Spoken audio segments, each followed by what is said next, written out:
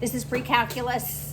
I'm on page 214, chapter 3, lesson 7, rates of change. So, does anybody already know what rate of change is? Slope is an example of rate of change. Really, slope is a rate of change. It's the change in what happens in y, the y value, over the change in what happens with the x value.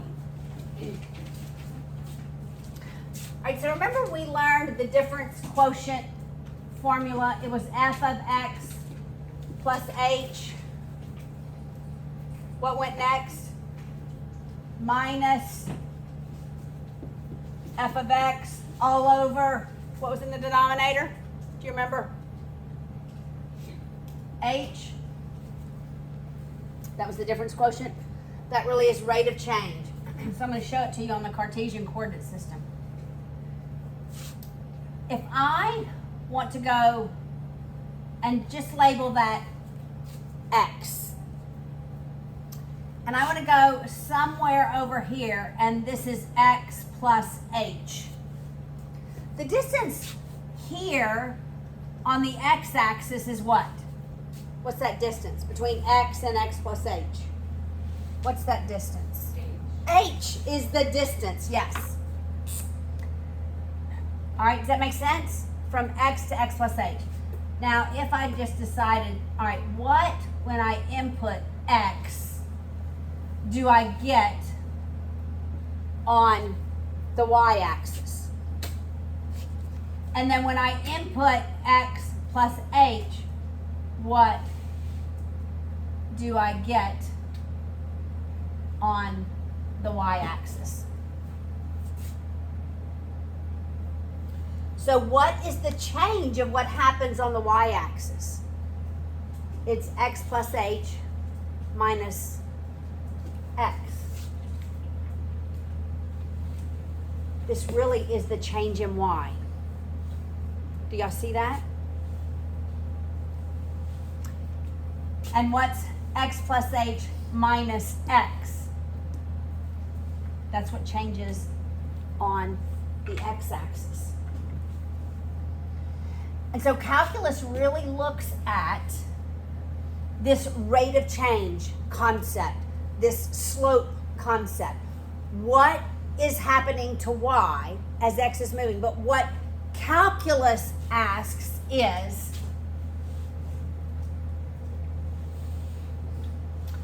very incrementally, very minute movement from here to here, what is happening, right?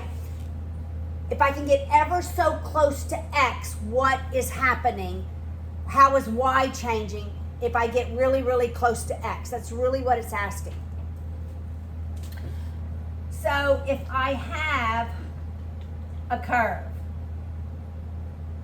I'll try to make it go through this point. All right, so then we go here to here. This is x plus h. Can y'all see that? It's real close.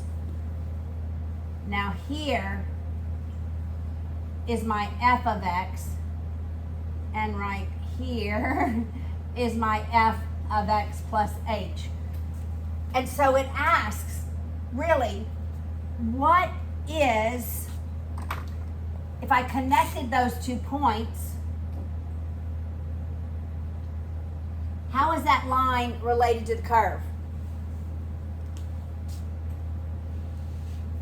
It goes back to geometry. Either it is secant or it is tangent. If it's secant, it intersects it at 2 points. That's where your textbook starts, is what is the slope of a line through a curve at 2 points on the curve. So your textbook begins pretty far apart and secant line. But for calculus, it really looks at a line tangent to a curve and says, what is happening to the curve at that point? Because, all right, right, let's just look. What is the slope? That's a pretty bad line. What is the slope? Just tell me generally. What is the slope of this line tangent to the curve? Positive? A big number. You know what a positive slope tells you? The line is increasing. It tells you the curve is increasing. What happens to the slope at a maximum point? What's the slope? 0. When the slope of a line tangent to the curve is 0, you know you've reached a maximum or a minimum point. And then what happens to the slope of a line tangent? Increases. It's negative, which means you've changed directions. So that's really what calculus looks at. So that's why we're spending this time talking about rate of change. It's the change in y over the change in x. So really, if I have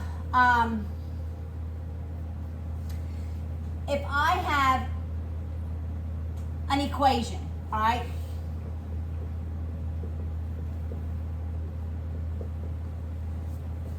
Let's make it x squared because it's a curve, all right? And I want to know what is the slope of a line? How does that curve change from the points where x is 2 and x is 3? Then I look at the rate of change. It would be f of 3 minus f of 2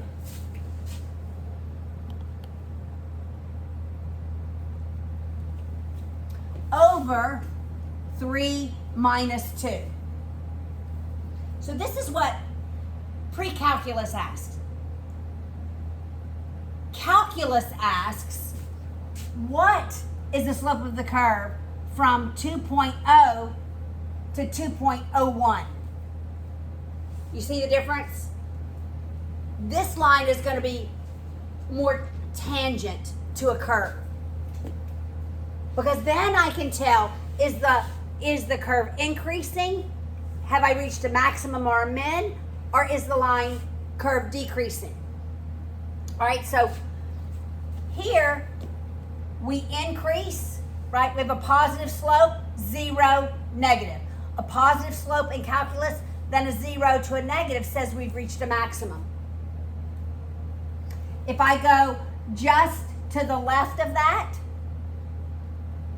I would have a positive slope. If I go just to the right of that, I would have a negative slope. That's how I know I've reached a maximum. How then do I know I've reached a minimum? It's 0. If initially the slope is negative, then I reach a slope of 0, and then the slope is positive. Do you see that? That's how they look at curves in calculus, is using this derivative. All right? So rate of change is key to understanding calculus. Does it make sense so far? All right. We're going to use this formula to find an average rate of change of a line secant to a curve. And they're going to give you a couple of formulas that you will also use in your homework. It's the average rate of change, and it's the change in volume.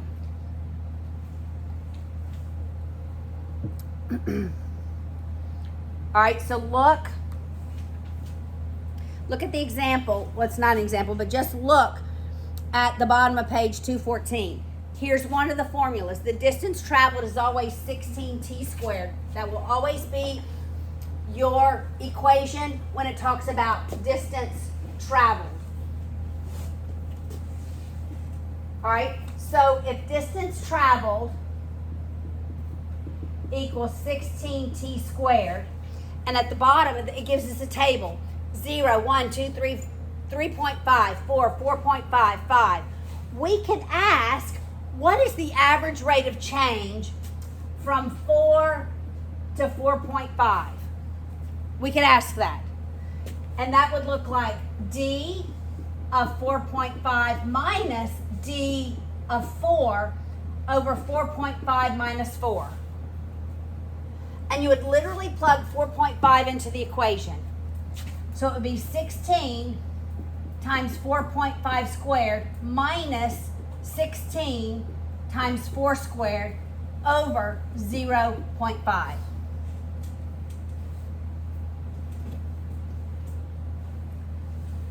And then you would put that in your calculator, come up with an answer. Got it? So somebody give me this answer. Let me grab my calculator too. Make sure you're doing order of operations, right? When you get it, go ahead and tell me what the answer is. Actually, a couple of you should get it right, so. Majority rules here. What? Only a couple? Well, I'm hoping most of y'all get it right.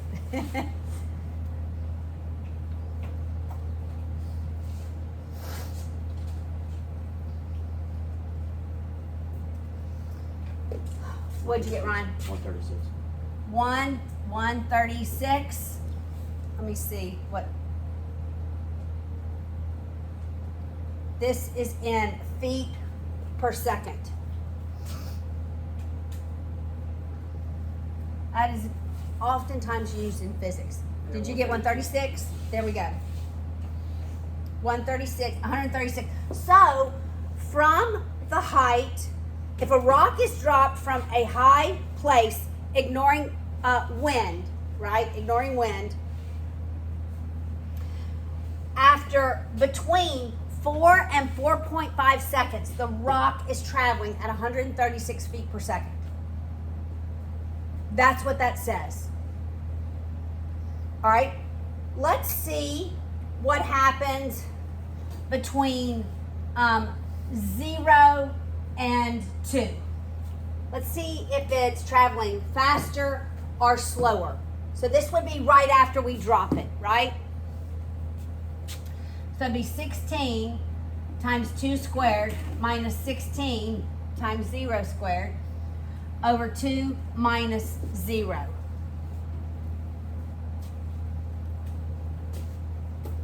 Let's see how fast that rock is traveling.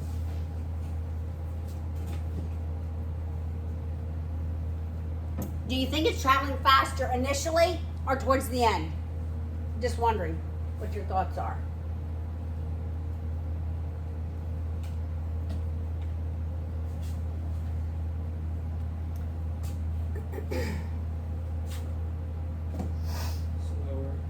Slower. What do you get? 32. You get 32? I said slower before I got the answer. It is slower. The rock speeds. Why do you think the rock speeds up as time passes? Where am I throwing the rock? From up high to the ground, ignoring wind. Why do you think the rock speeds up? Gravity. 9.8 meters per second. All right?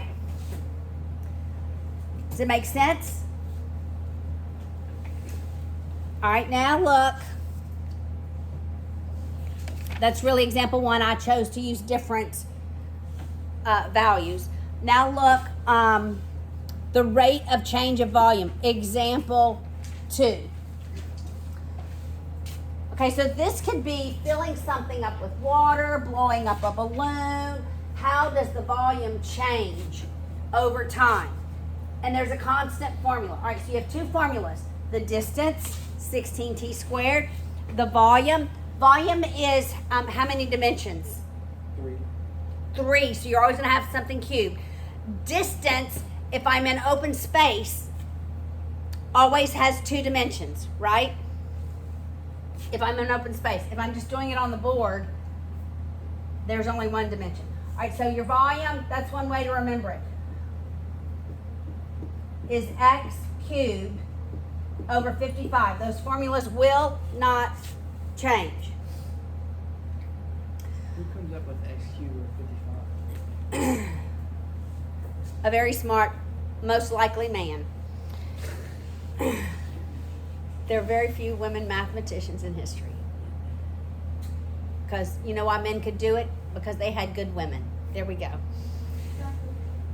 Exactly. Yes. Okay. Wait, hey, that might up the videos. That might up the videos. That Hey, probably will give like me and some subscribe. bad comments, actually. Yeah, that might actually get you demonetized. It's okay. Not that you're monetized. All right. I'm not monetizing, but you could help me. Okay. 99% of you. Hey, hit the bell. Okay, a balloon is filled with water, all right? And so X is the radius of the balloon, all right? X is the radius of the balloon in inches. In inches, in. There we go. It says find the average rate of change as the radius increases from 5 to 10. I really want to do when we first start and then towards the end. I've never seen a balloon. Well, I guess you could have a balloon with a radius of 10. That would be huge.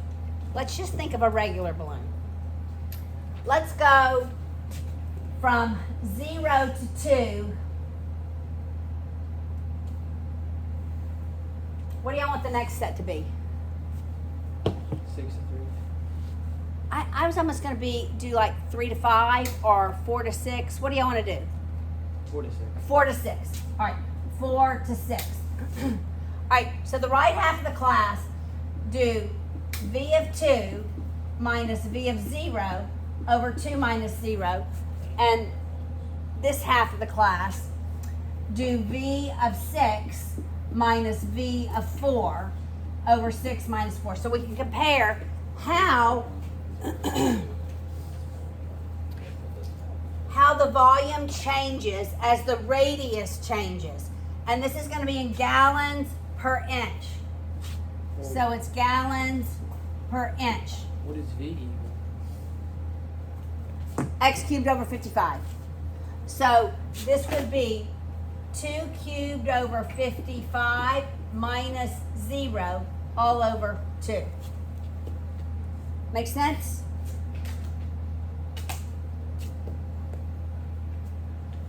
Give it to me the answer in a decimal.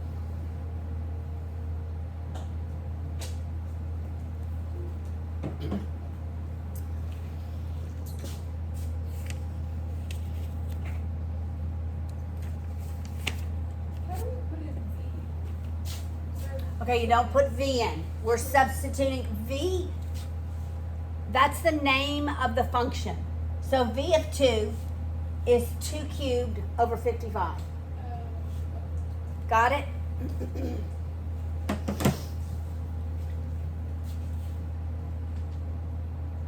We're actually doing the algebra.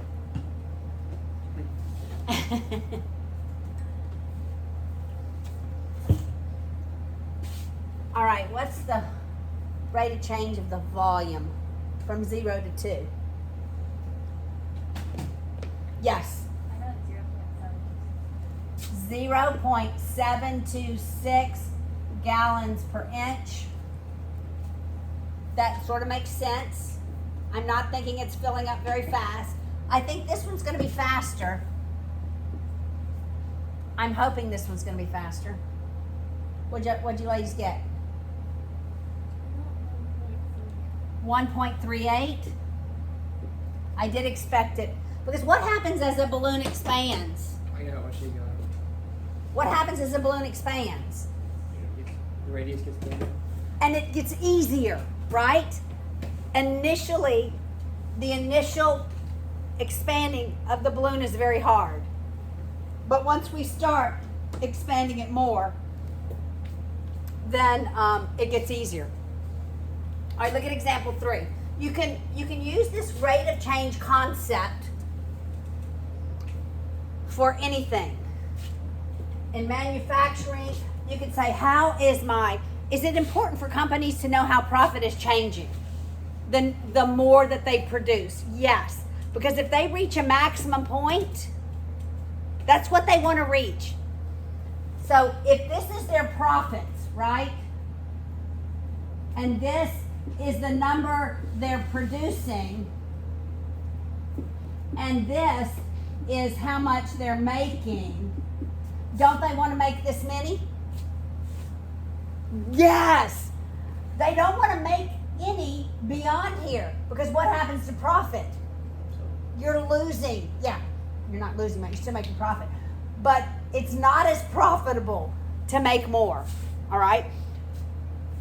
Also with cost, you want to minimize costs, right? If we were talking about cost,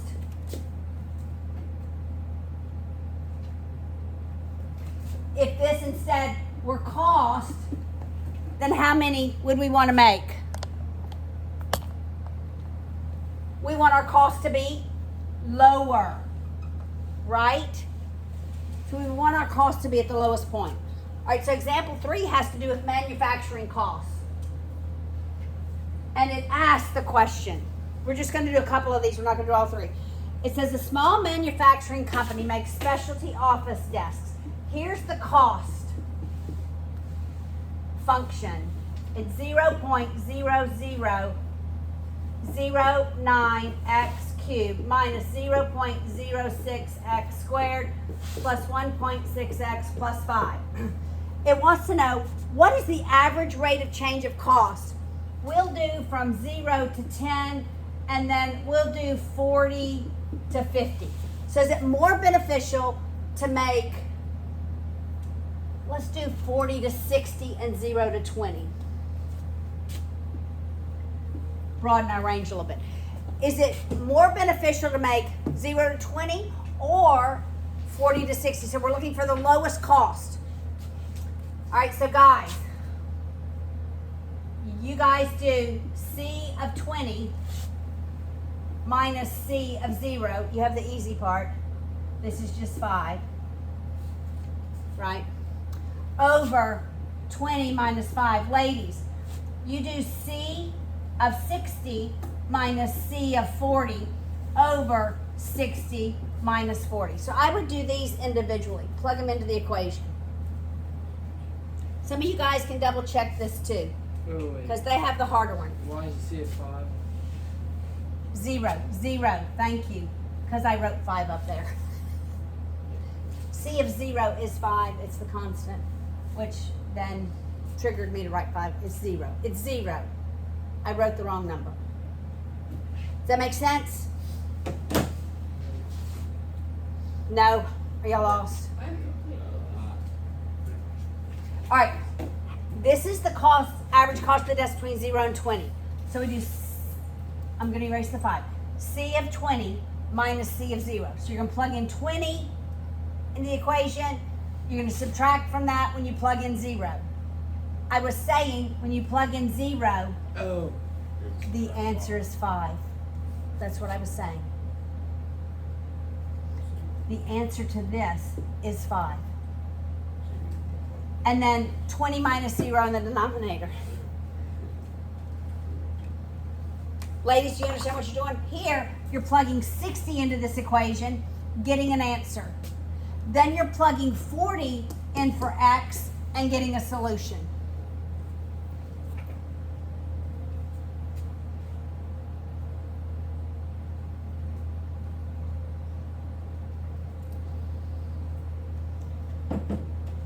I am thinking,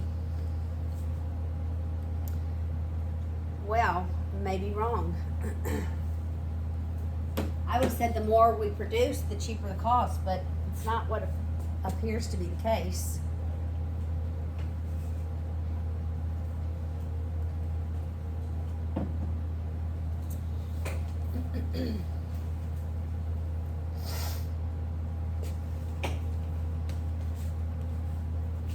What'd y'all get from 0 to 20? Brian, did you get something? For the first one, I got 20.2. Oh, 20.2. All right.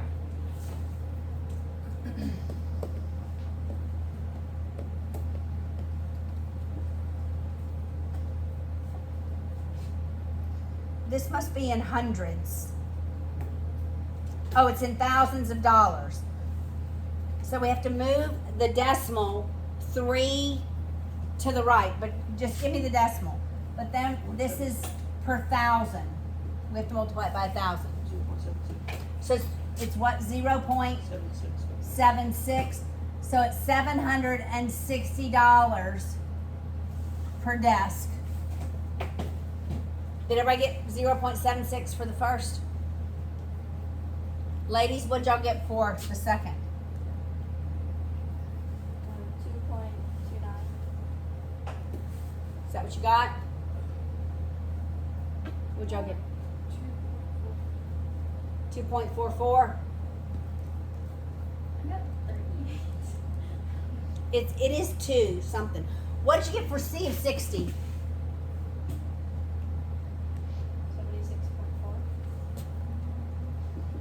76.4. What'd you get for C of 60?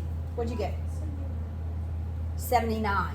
I wonder if you just, Megan, what'd you get for C of 60? 79.4? I bet you, maybe you just read it wrong, or what's Oh, I C of, did. what's C of 40? Okay, so it must be 2.44, did you say? Is that what you said, Megan? 2.44, which is $2,440 per desk. So you don't want to be making between 40 and 60. You only want to be making between 0 and 20. All right, look at example 4. It's on a graph, not on an equation. And the first question asks, so this is the graph of the temperature as time changes throughout the day. So it's the change in temperature over the time of day. So what is the average rate of change from 4 a.m. to noon? So what is the temperature at noon? That's what you look at. What's the temperature at noon? Somebody read that graph. The temperature at noon.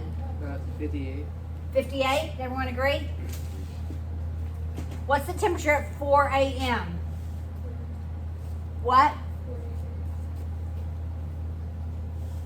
40 degrees?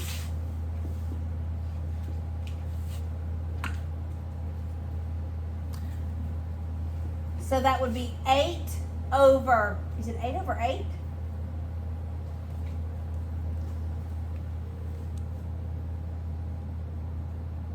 It's 18 over 18 over 8, thank you. Whatever that decimal is. What's 18 divided by 8? 1.8. 1.8 degrees per minute. Wait, I'm not sure about that. No, that's 2.25. It's 2.25. Oh.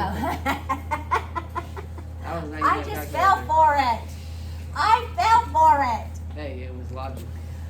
Okay, but because it's positive, that means the temperature is increasing at 2.25 degrees per hour, because we're in hours. Got it? Now let's do one on the other side of the curve. Let's go from, okay, this is military time. Let's go from 4 to 8. No, let's go. Do we want to go from 4 to 8? Yeah, 4. 16 to 20. Which is 16 to 20. Yes. 4 to 8. What's the temperature at 8, which is 20? 43? And the temperature at 60 is 66. We got 53. Yeah, it's about 53. All right, 53. And what did you say, Elliot? 66. At 4, it's 66. So that is what? Negative 13 over 4. So now we get a negative temperature. And what is that? 3.25. 3.25. So now the temperature is falling at 3.25 degrees per hour. That doesn't happen in Baton Rouge, does it?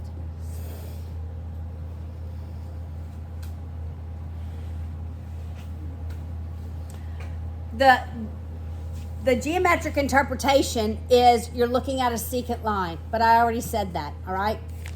So let's move on to example 5. This is closer to calculus, example 5 and 6. So we're using the quotient formula, but we're using it with d of t is 16t squared, and then in example 6 we're using the volume one, x cubed over 55, all right? All right, so let's just talk about this. This is asking as the speed changes from 3 to 3.1, so that my h value is 0.1. Make sense? This is my, it's not f, the name of the function is d. This is my d of t. This is time. This is distance. And this is my d of t plus h, right? D is simply, it's the same thing as f of x plus h minus f of x all over h. But now we're using d for f and t for x. Got it?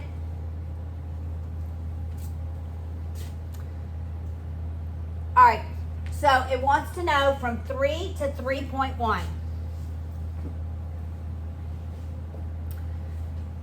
right, so we're going to do d of t plus h minus d of t all over h. We're going to come up with the formula first.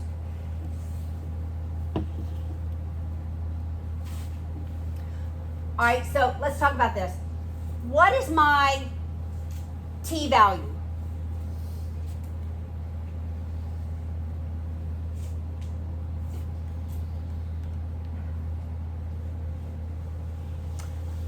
If the distance is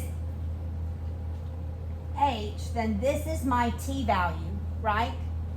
And 3.1 represents t plus h. Got it? Okay, so when I get t at the end and it wants me to plug in t, I know what t is. I know what h is. Make sense? All right. All right, so where t is, we're plugging in t plus h. So this is 16 times t plus h squared. You see how I did that? I plugged in t plus h where t is. Then it's just minus 16t squared all over h. What's t plus h squared? T squared plus h squared plus t, or th, 2th plus h squared.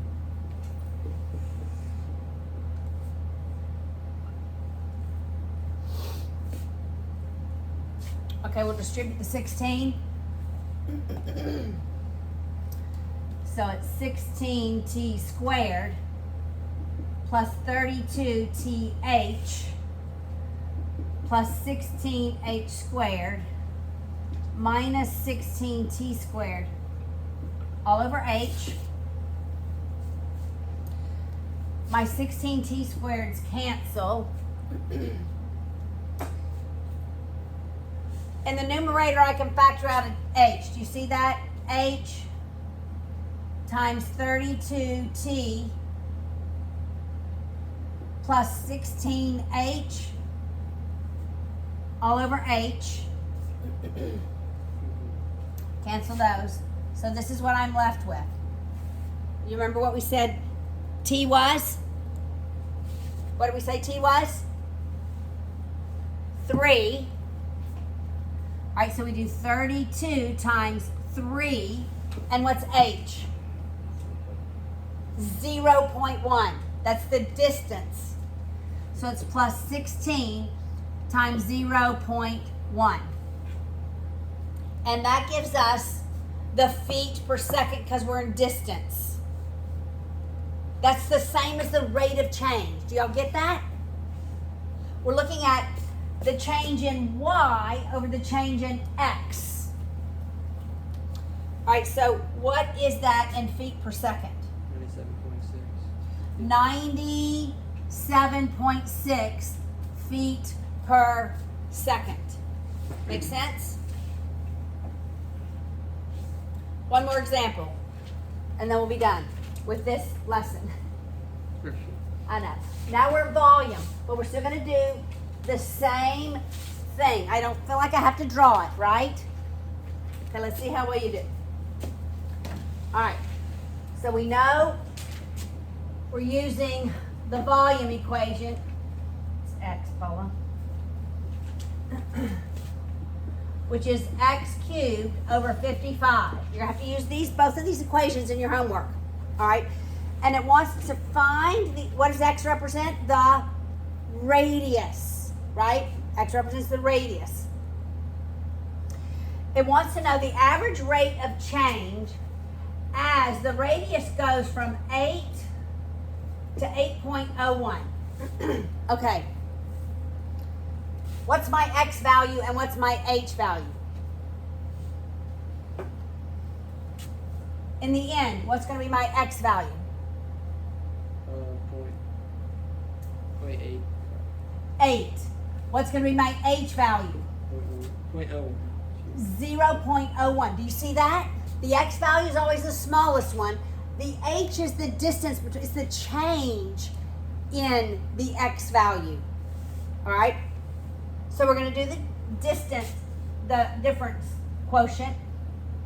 So it's v of x plus h minus v of x all over h. All right, so that's x plus h cubed over 55 minus x cubed over 55 all over h.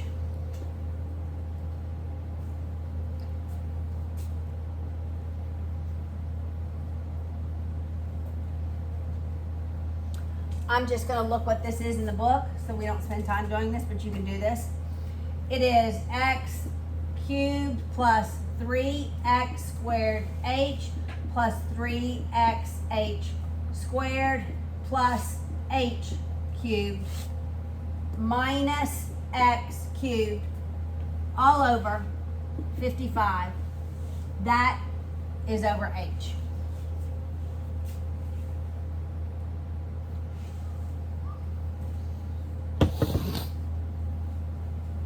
All right, I just want y'all to look at the pattern here when we have something cubed. You knew that x had to be cubed. You knew that h had to be cubed on the bookends. Okay, look what happens to x. The exponent decreases left to right. X cubed, x squared, x. Look what happens to h. The exponent decreases right to left. You see that? Just wanted you to see the pattern. Okay, so our x cubes cancel. We can factor an h out, can't we? So it's h times 3x squared plus 3xh plus h squared Yes. over 55 all over h. So our h's cancel. And we're left with this. And then we can substitute 8 and then 0.01. 8 where x is, 0.01 where h is. So it'd be 3 times 8 squared plus 3 times 8 times 0.01 plus 0.01 squared. Take that value, divide it by 55.